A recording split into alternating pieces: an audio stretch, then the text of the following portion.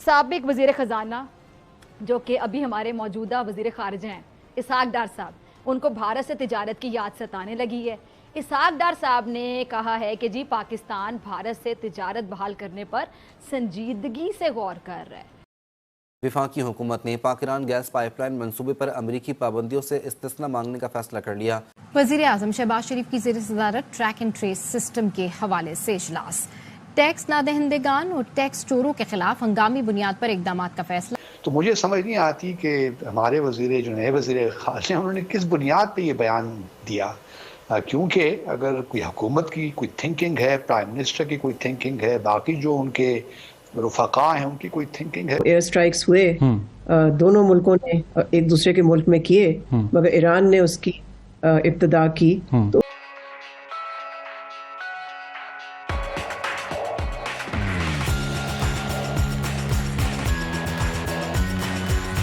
اور اب جو دوسری جانب ذرائع کیا بتاتے ہیں کہ پاکستان اور بھارت کے درمیان جو تجارتی تعلقات ہیں ان کی بحالی کے حوالے سے سٹیک ہولڈرز میں کوئی اتفاق رائے نہیں ہوا ہے. میں اسحاق ڈار صاحب آپ سے مخاطب ہونا چاہتی ہوں. اسحاق ڈار صاحب, کچھ ہوش کے ناخن آپ کو لینے چاہیے. تالی دو ہاتھ سے بجتی ہے. تو ڈار صاحب ابھی تو ملک میں تمام جو صوبے اور مرکز وہاں پہ کابینائیں مکمل نہیں ہوئی ہیں, انتخابی عمل ابھی تک جاری ہے, اور افسوس کے ساتھ کہوں گی جاری تو ہے لیکن متنازع ہو چکا ہے. متنازع ہے, چاہے ایک سوال بھی اٹھ رہا ہو تو متنازع ہی ہوتا ہے. یہاں پہ سوالات اٹھ رہے ہیں لیکن آپ کو بھارت سے تجارتی تعلقات کی فکر ستانے لگی ہے, سمجھ سے باہر ہے. تو ڈار صاحب آپ وزیر خارجہ ہیں, سب سے بڑی بات آپ کو تاریخ تو معلوم ہونی چاہیے نا کہ بھارت کے ساتھ تجارت کی راہ میں سب سے بڑا مسئلہ کیا ہے. کیا ہے مسئلہ سب سے بڑا؟ میں یاد کروا دیتی ہوں آپ کو, اور ہمیشہ یاد کرواتے رہیں گے ہم. مسئلہ کشمیر. جب تک بھارت مسئلہ کشمیر کو حل نہیں کرتا, کشمیری ہمارے بہن بھائیوں پہ ظلم کا سلسلہ بند نہیں کرتا, وہاں منمانے قوانین مسلط کرنا نہیں چھوڑتا, اس موضوع پہ بات تب تک نہیں کی جانی چاہیے. کشمیر پر قوم کا متفقہ ایک ہی موقف ہے کہ اس کے حل کے لیے, اس مسئلے کے حل کے بغیر, اس کا ہمیں حل چاہیے اور اس کے حل کے بغیر تجارت نہیں کی جائے گی.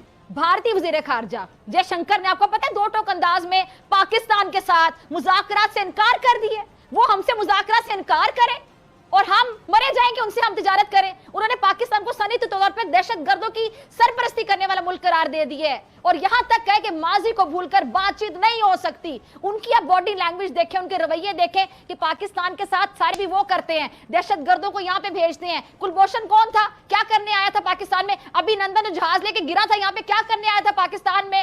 پاکستان میں دہشت گردی کس طرح کرواتے ہیں انڈیا والے رو کے ذریعے, اور اب تو پوری دنیا میں ایکسپوز ہوتے چلے جا رہے ہیں. اور میرے خیال سے وقت قریب ہے کہ ان کو دہشت گرد ریاست ڈکلیئر کر دیا جائے گا دنیا بھر کی جانب سے, اور ہم ان کے ساتھ تجارت کی اگر آپ بات کریں گے وزیر خارجہ ہو کر, کشمیر کے مسئلے پہ تو پہلے بات کر لیں نا. آپ پہلے مسئلہ کشمیر ان سے ڈسکس کریں, ان سے ان مسائل پہ بات کریں کہ آپ اپنے جو دہشت گرد ہمارے ملک میں بھیجتے ہیں, جو ہمارے ملک میں آپ انٹرفیرنس کرنے کی کوشش کرتے ہیں, دہشت گردی کی کارروائیاں کرتے ہیں, اور ابھی بھی وہاں پہ الیکشن ہے, اور آپ کو پتہ ہے بچہ جانتا ہے کہ الیکشن کیمپین, خاص طور پہ بی جے پی کی حکومت کی بات بھارت میں آیا ہے, اور اب بھی الیکشن کیمپین میں آپ دیکھ لیجیے گا جتنا پاکستان کے خلاف وہ زہر اگلتا ہے, جتنا کشمیر میں ظلم کا سلسلہ بڑھا دیا جاتا ہے, اتنا ہی ان کا ووٹ بینک مضبوط تصور کیا جاتا ہے. ان کا ایک ٹارگٹ ہوتا ہے کہ پاکستان کے خلاف زہر اگلا جائے. ان کی تقاریر آپ اٹھا کے دیکھ لیں, اور اس سے بھی بڑھ کے افسوسناک بات یہ کہ پاکستان میں دہشت گردی کی کارروائیاں کرواتے ہیں ووٹ لینے کے لیے, ظلم کا سلسلہ بڑھا دیا جاتا ہے کشمیری بہن بھائیوں پہ ووٹ لینے کے لیے. ڈاکٹر صاحب آپ کو ایک مشورہ میرے خیال سے, بس تھوڑی سی مہربانی کریں, وزیر خارجہ بنیں, خزانہ چھوڑ دیں. آپ اتنے اگر ماہر ہوتے تو ایک اور سوال بھی تو گردش کر رہا ہے نا, تو وزارت خارجہ میں آپ نہ ہوتے اس وقت, آپ اورنگزیب صاحب کی جگہ خود وزیر خزانہ ہوتے. اگر آپ کی جگہ اورنگزیب صاحب وزیر خزانہ بنے ہیں تو پھر کچھ ان میں خاص ہوگا, اور کچھ ایسا تھا جو آپ ڈیلیور نہیں کر سکتے. پھر تو ٹھیک ہے, کیبنٹ نے اگر کوئی کنسلٹیشن کی ہے, کوئی پارلیمنٹ میں آیا ہے معاملہ, تو پھر تو میں سمجھ سکتا ہوں کہ چلیے جی کچھ ایک پالیسی تبدیلی آ رہی ہے. اور پھر دوسری امپورٹنٹ بات یہ ہے کہ اس وقت یہ بیان ال ٹائم بھی ہے. اس کی وجہ یہ ہے کہ بھارت میں انتخابات ہونے جا رہے ہیں 19 اپریل سے, جو کہ 1 جون تک جاری رہیں گے. کئی 3 یا 4 یا 5 جون کو نئی حکومت آئے گی. اس وقت یہ بیان دینے سے آپ اپنی فرسٹریشن کا اظہار کر رہے ہیں. ٹریڈرز تو بہت باتیں کرتے ہیں, انڈسٹریلی پاکستان کے متعلق کہیں گے کہ جی ٹریڈ بحال ہو جائے, لیکن آپ کا 15 ملین کشمیریوں کا معاملہ ہے. عبدالباسط صاحب, جیسے آپ کہہ رہے تھے کہ اگر یہ بات کابینہ کی سطح پر یا پارلیمنٹ کی سطح پر اگر فرض کرتے ہیں کہ اس طرح کے معاملات ہوتے ہیں, ہمیں دیکھتے ہیں کہ پوری دنیا میں اب ٹریڈ بہرحال بڑا ایک اہم معاملہ ہے, معیشت بہت اہم ایشو ہو گیا ہے. بھارت کے ساتھ پوری دنیا کے ٹریڈ کے معاملات ہیں جن کے ساتھ ان کے چائنا جیسے جن کے ساتھ کنفلکٹ رہتا ہے, لیکن ٹریڈ وہاں جاری و ساری رہتی ہے. تو کیا اگر یہ ہوتا ہے تو پاکستان کے لیے یہ بہتر نہیں ہوگا؟ دیکھیے, پاکستان کے لیے یہ بھی ایک بہت مسکنسیپشن ہے پاکستان اور بھارت کے ٹریڈ کو لے کر. اگر 1996 سے اگر آپ دیکھیے, جب بھارت نے most favoured nation states Pakistan کو دیا, اس وقت سے لے کر آج تک پاکستان کی جو ایکسپورٹس ہیں وہ بتدریج اس میں کمی آ رہی ہے, جبکہ بھارت کے جو ایکسپورٹس ہیں ٹو پاکستان اس میں مسلسل اضافہ ہوتا رہا ہے, اور بیلنس آف ٹریڈ بھارت کے حق میں ہی جا رہا ہے. اب لوگ یہاں یہ کویسچن بھی کر سکتے ہیں کہ ٹھیک ہے جی, ہمیں امپورٹ سے بھی تو فائدہ ہوتا ہے, ہمیں مشینری سستی مل جاتی ہے, جو چیزیں اس وقت وایا دبئی یا سنگاپور آ رہی ہیں وہ ہمیں سستی مل جائیں گی, بھارت سے ہی آ رہی ہیں. یہ ایک آرگومنٹ ہے, لیکن سوال یہ پیدا ہوتا ہے کہ اس کو بھی ایک طریقہ کار ہے ان چیزوں کو بحال کرنے کا. میں آپ کو تھوڑا سا پیچھے لے کر چلتا ہوں. 14 فروری 2019 کو جب پلوامہ کا واقعہ ہوا تو بھارت نے وڈرا کر دیا پاکستان کا موسٹ فیورڈ نیشن اسٹیٹس. اس کے بدلے پاکستان پہ جو بھی پاکستان سے امپورٹس بھارت میں ہو رہی تھی 200% ڈیوٹی ان پہ عائد کر دی ٹیرف لائنز پہ.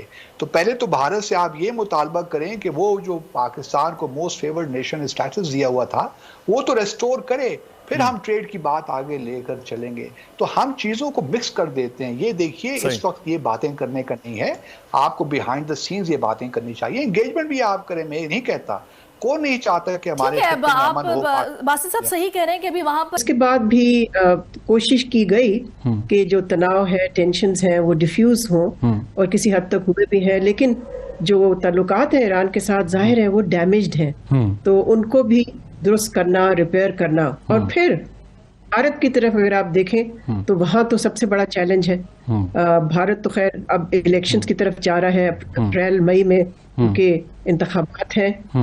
دیکھنا یہ ہے کہ اس کے بعد لگتا تو یہی ہے پرائم منسٹر نریندر مودی ہی ری الیکٹ ہوں گے, لیکن جو بھی حکومت آتی ہے اب دیکھنا یہ ہے کہ ان کے ساتھ پاکستان کس قسم کے تعلقات بنا سکتا ہے یا نہیں بنا سکتا. اس لیے کہ آپ کو معلوم ہے 2019 سے جب بھارت نے مقبوضہ کشمیر کو اللیگلی انیکس کیا تھا تو اس کے بعد سے تو تناؤ, ٹینشنز بھارت کے ساتھ بڑھتی رہی ہیں, اور کوئی ڈائیلاگ نہیں, ٹریڈ بھی بند ہے. سو یہ ساری چیزوں کو ایڈریس کرنا میں سمجھتی ہوں کہ بہت بڑا خارجہ پالیسی کا چیلنج ہے. صحیح.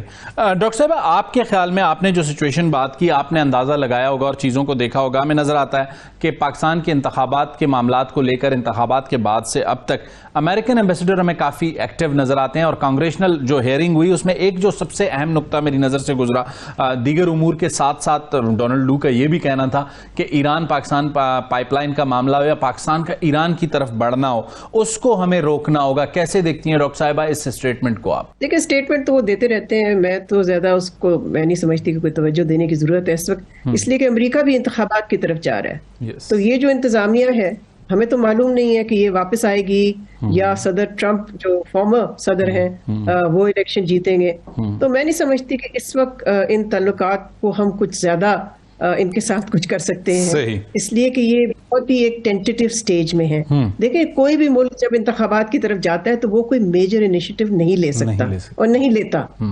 تو بھارت اور امریکہ دونوں میں سنس الیکشنز ڈیو ہیں, ہونے والے ہیں, امریکہ میں خیر ظاہر ہے نومبر میں ہیں, لیکن پھر بھی میں نہیں سمجھتی کہ امریکہ اور پاکستان کے تعلقات میں کوئی میجر انیشیٹو ہوگا